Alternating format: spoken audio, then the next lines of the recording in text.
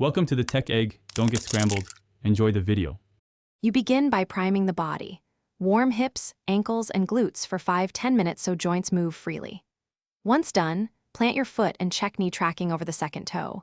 That alignment prevents collapse. Start with 1 to 3 slow single-leg reps to find balance and rhythm. Feel each joint engage.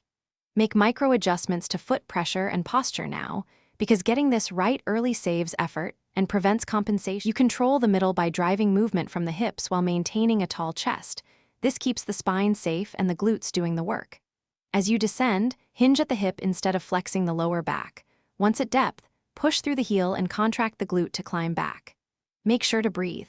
Exhale on the effort to stabilize your core. If rhythm drifts, slow the tempo and focus on steady pelvis alignment to preserve power and balance. You finish by driving to a controlled lockout, squeezing the glute at the top without hyperextending the lower back so you end in a strong, stable position. Once locked out, reset your stance briefly to maintain consistent technique for the next rep.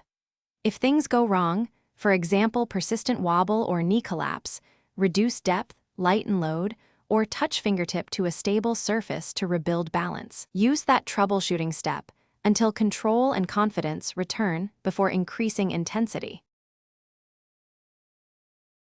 Thanks for watching. Consider subscribing if I helped unscramble your problems.